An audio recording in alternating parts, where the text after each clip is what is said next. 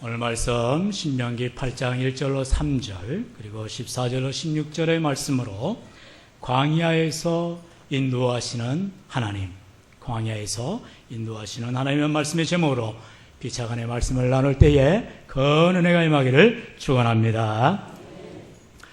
계속해서 목사님 지금 휴가차 미국 출타 중이므로 지난 월요일부터 새벽마다 새벽기도를 인도하고 있습니다.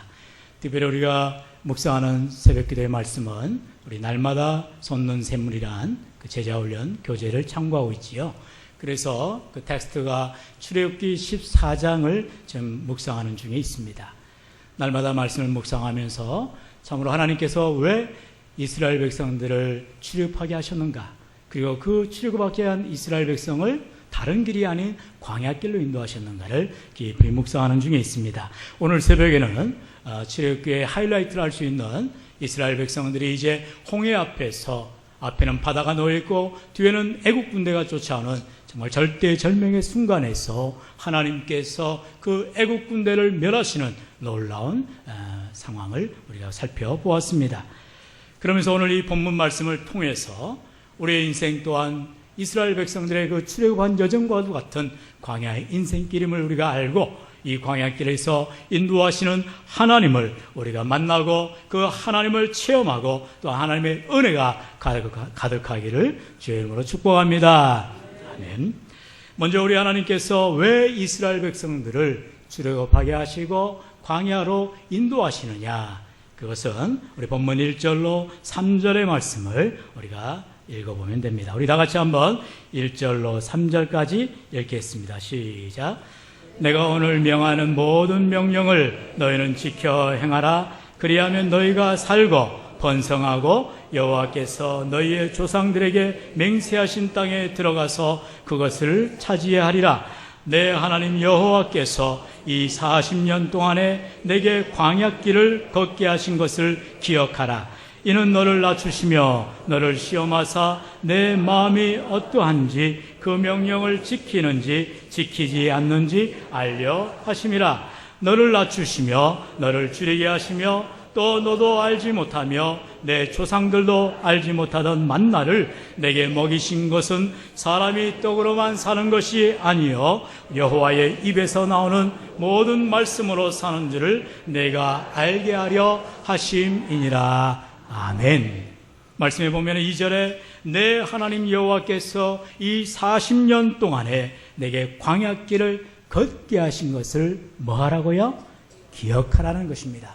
다시 말하면 지금 이 시제가 이제 이스라엘 백성들이 출애굽하여서 광야길을 걸어가는 도중에 주시는 말씀이 아니라, 그 말씀은 출애굽기에 있고 민수기에 있지요.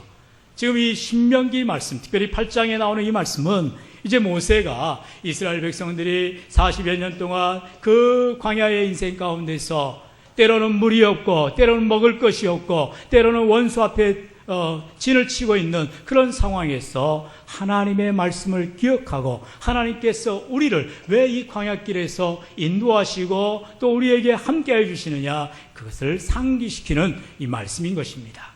그리고 이제 신명기에서는 이제 대상이 출애굽한 1세대의 그 이스라엘 백성이 아니라 이제 출애굽한 1세대는 여호수아 갈렙을 말고는 다 죽게 됩니다. 그리고 출애굽한 이후에 태어난 2세대들, 다시 말하면 가나안에 입성을 하게 될 그 젊은 세대들에게, 그리고 그 후세대들에게 하나님의 말씀을 기억하여서 하나님이 우리를 이처럼 광야 가운데 인도하셨듯이 너희들의 인생 가운데서도 하나님이 인도하실 것인즉 너는 하나님을 기억하라 라고 말하는 것입니다. 이제 그러면 하나님께서 우리를 광야 가운데 인도하시는데 왜 우리를 인도하시느냐? 우리는 그런 분명한 목적을 알아야 됩니다. 첫째로 우리 따라해 봅시다. 하나님께서 이스라엘을 광야길로 인도하신 것은 겸손하게 하고 순종하게 하시려고 인도하신다. 할렐루야. 여러분, 하나님 말씀하십니다. 하나님의 말씀을 지키는지 안 지키는지, 하나님의 말씀대로 낮추는지 겸손한지를 보시려고 광야길을 걷게 하신다라고 말하고 있습니다. 다시 한번 따라합시다. 광야는 우리를 겸손하게 하시고 순종하게 하신다. 할렐루야. 여러분, 우리 앞에 놓여 있는 광야가 우리를 겸손하게 하고 그리고 우리를 하나님께 순종하게 한다는 것입니다. 왜 그렇습니까? 광야는 의지할 것이 하나도 없기 때문입니다. 광야에는 물도 없습니다. 식물도 없습니다. 그리고 사람도 살지 않습니다. 아무것도 없습니다. 그래서 그들은 광야에서 아무것도 의지할 것이 없게 됩니다. 하나님께서 왜 이스라엘 백성들을 그 출애굽하여서 가나안 땅으로 향하여 지름길로 빠른 길로 인도하시지 아니하였는가? 그것은 다름 아닌 우리 말씀 채우기 13장 17절에 이렇게 말하고 있습니다. 다 같이 읽어봅니다. 바로가 백성을 보낸 후에 블레셋 사람의 땅의 길은 가까울지라도 하나님이 그들을 그 길로 인도하지 아니하셨으니 이는 하나님이 말씀하시기를 이 백성이 전쟁을 하게 되면 마음을 돌이켜 애굽으로 돌아갈까 하셨음이라. 아멘. 여러분, 지금 이스라엘 지역의 지도를 보면 애굽에서 출애굽한 이스라엘 백성들은 지금의 이집트 그 삼각주로 하지요. 고센 땅, 람셋이라고 합니다. 가보신 분들도 계시겠는데 그 이집트의 피라밋과 스핑크스 이런 유적지가 있는 그 지역입니다. 거기에서 이제 가나안 땅을 향하여 나아갑니다. 그리고 걸어서 4일이면 가나안 땅에 입성할 수가 있습니다. 그런데 하나님께서는 이스라엘 백성들을 걸어서 4일이면 갈 수 있는 길을 어떻게 하셨다고요? 40년을 방황하게 하신 것입니다. 아니, 세상에 4일이면 갈 수 있는 그 길을, 뭐 요즘에는 비행기를 타면 몇 시간이면 갈 수 있지요? 걸어서 4일이면 갈 수 있는 그 길을 뺑뺑이를 돌리듯이 이리 돌리고 저리 돌리면서 광야에 방황하게 하신 이유가 무엇이냐? 그것은 다른 것이 아닙니다. 오늘 말씀 우리가 출애굽기 13장 17절의 말씀을 보았듯이 이제 출애굽한 이스라엘 백성 장정만 60만이라고 했습니다. 당시 애굽에는 막강한 군사력이 있었고 그들에게는 노동력이 필요했습니다. 그래서 이제 자연스럽게 요셉의 후손들 그렇게 진을 치고 많이 불어나서 60만이 넘는 그 장정들을 이제 피라미드를 세우는가 하면 그 국고성을 세우면서 이집트를 강성하게 만들고 있었습니다. 그런데 10가지 재앙을 통하여서 심지어 마지막 10번째 재앙인 애굽의 장자의 죽음을 통해서 심지어 애굽 왕 바로의 아들도 죽게 되는 그런 엄청난 일을 통해서 이제 바로는 마침내 이 이스라엘 백성들을 내보내게 됩니다. 그런데 이 바로는 그 당시 누굽니까? 세계에서 제일 강대국의 왕입니다. 그렇기 때문에 세상의 판세를 정세를 잘합니다.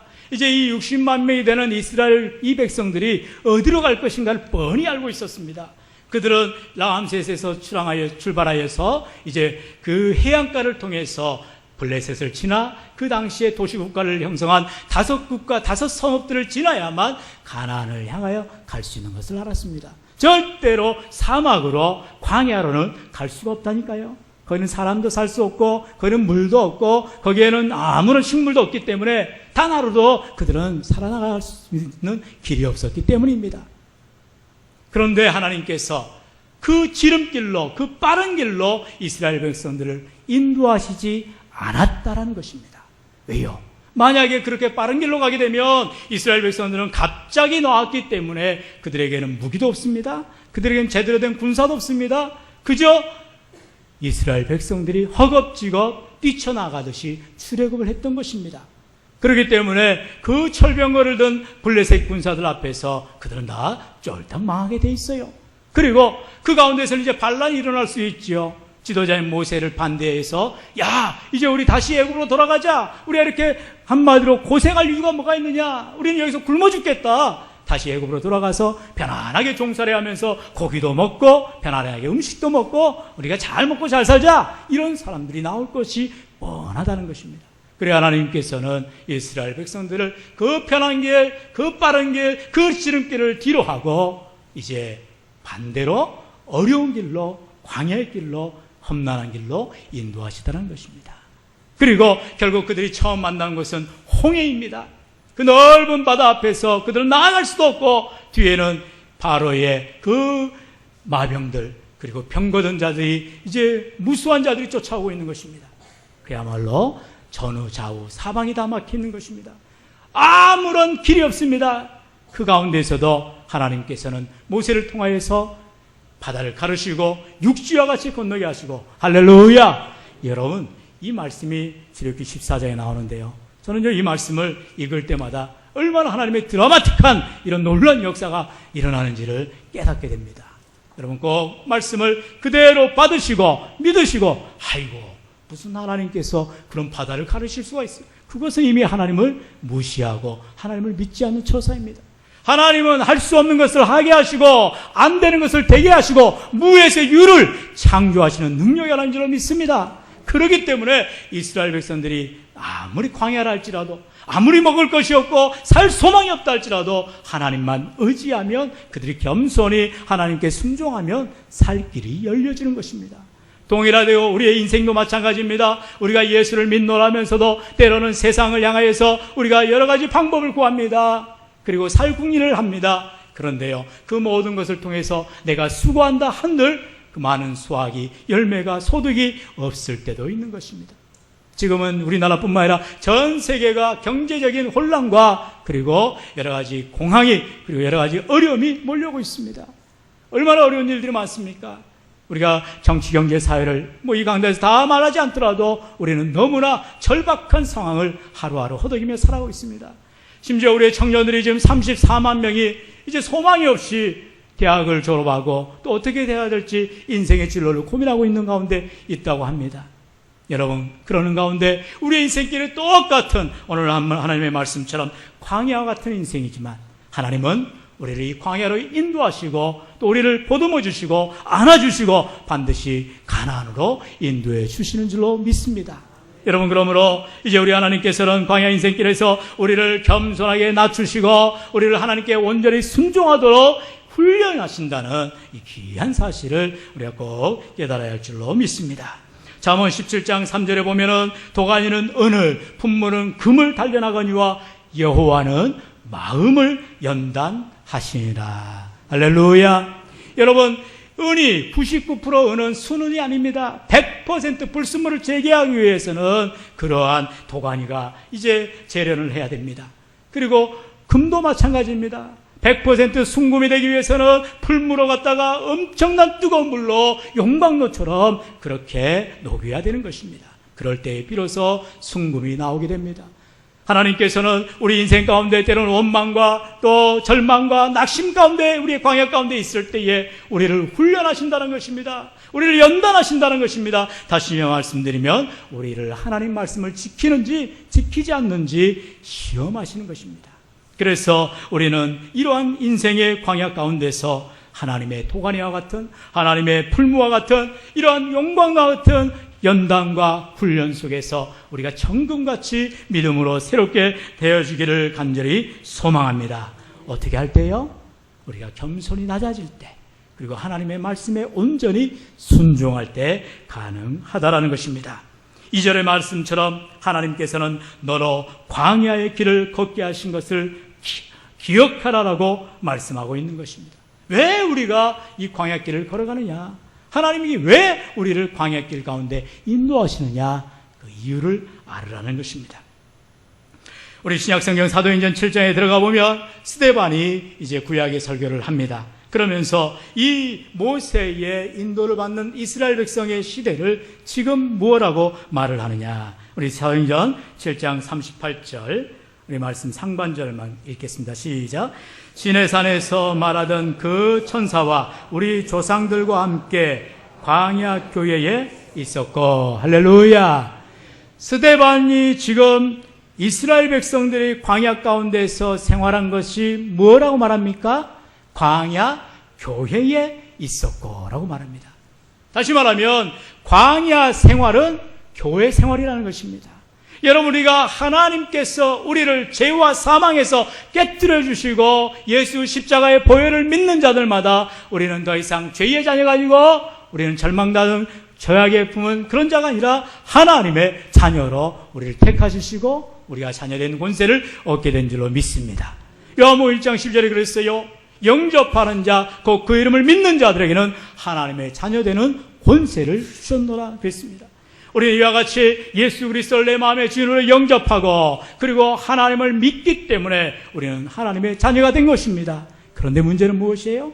우리의 삶은 여전히 광야 인생이라는 것입니다. 그것도 교회 안에서의 생활도 광야의 인생이라는 것입니다. 여러분, 교회 안은 세상은 광야요, 교회 안은 가나안이다.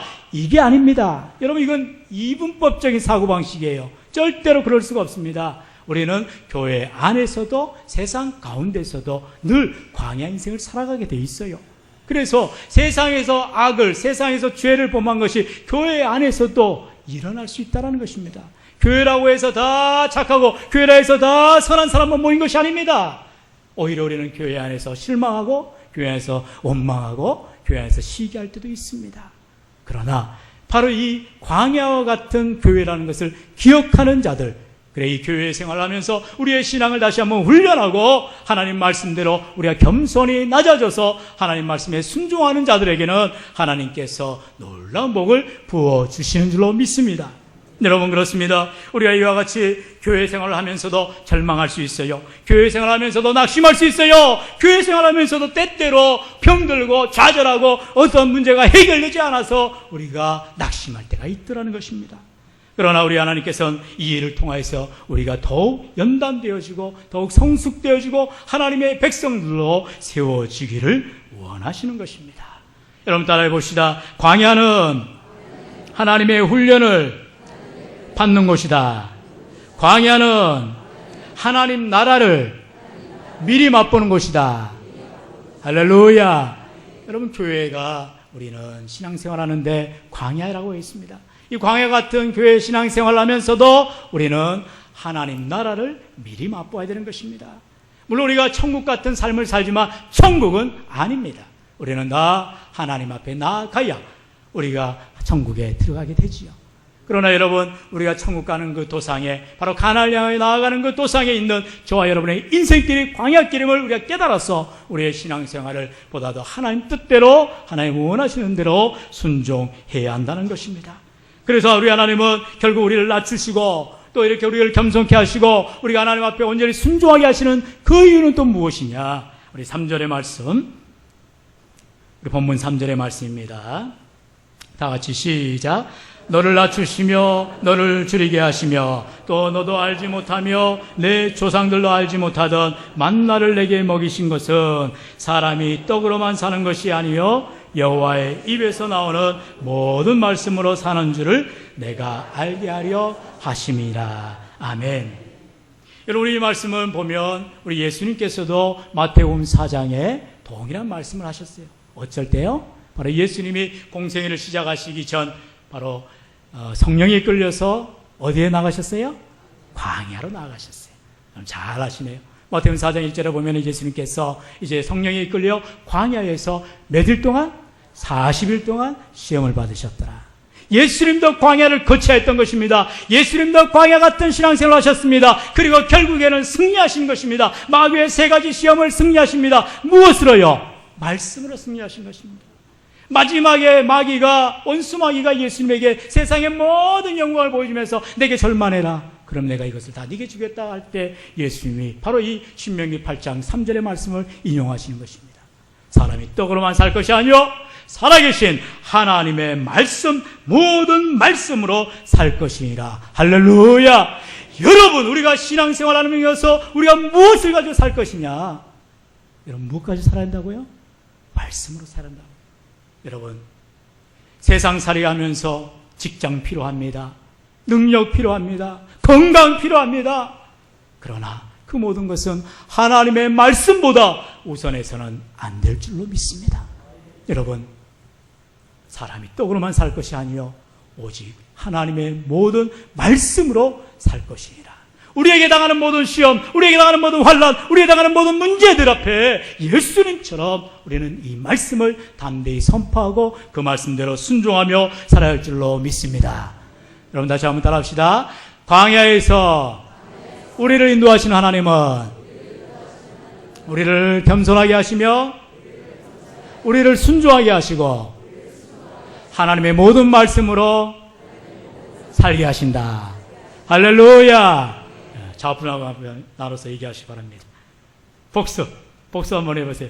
하나님이 우리를 광야에서 인도하시는 것은 우리를 겸손하게 하시며, 우리를 온전히 순종하게 하시며, 우리를 하나님의 말씀으로 살게 하시려고. 할렐루야. 여러분, 방금도 우리 장로님을 통해서 기도했습니다. 말씀만 듣지 말고 그 말씀을 마음에 새기고 그 말씀대로 살자고 했습니다. 여러분, 이 시간, 귀한 시간에 부잔종을 통해서 하나님께서는 이 시간, 이 강단에서 우리 한광교회 온 권속들에게 너희들이 광야 인생길을 살아가면서 이 한 주간도 어떻게 살 것이냐? 바로 나에게 겸손히 낮아져서 내 앞에 순종하고 다른 것이 아닌 세상 것 구하지 말고 먹을 것, 입을 것, 마실 것, 의식주를 구하지 말고 하나님의 말씀을 순종하고 그 말씀대로 살겠노라 결단할 때 내가 너희를 인도해 주겠노라 약속하신 줄로 믿습니다. 살아계신 성도 여러분, 이제 우리가 찬양 한자 할 텐데 얼마나 귀한 가사인지 모릅니다. 왜 나만 겪는 고난이라고 불평하지 마세요. 왜 우리에게 이런 슬픔 찾아왔는지 원망하지 마세요. 오직 힘을 내서 주님 손잡고 일어서는 주 여러분 되기를 소원합니다. 우리 찬양합니다.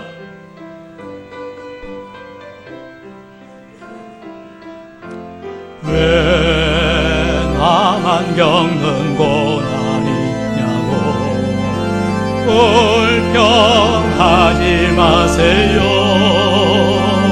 고난의 뒤편에 있는 주님이 주실 축복 미리 보면서 감사하세요. 너무 견디기 힘든 지금 이 순간에도 주님이 일하고 계시잖아요. 남들은 지쳐 앉아있을지라도 당신만은 왜 이런 슬픔 찾아왔는지, 왜 이런 슬픔 찾아왔는지 원망하지 마세요. 당신의 이런 것보다 주님께 받은 은혜 더욱 많음에 감사하세요. 너무 견디기 힘든 지금 이 순간에도 주님이 일하고 계시잖아요. 남들은 지쳐 앉아있을지라도 당신만은 일어서서 힘을 냅시다. 힘을 내세요. 힘을 내세요. 주님이 손잡고 계시잖아요. 주님의 나와 함께여 믿는다면 어떤 역경도 이길 수 있자. 우리 두 손 높이 드시고 힘을 내세요. 힘을 내세요. 힘을 내세요. 주님이 손잡고 계시잖아요. 주님의 나와 함께함을 믿는다면 어떤 고난도 이길 수 있잖아요. 할렐루야. 우리가 하늘 향하여 높이 든 이 손을 우리 하나님이 잡아주시고 인도하여 주실 줄로 믿습니다.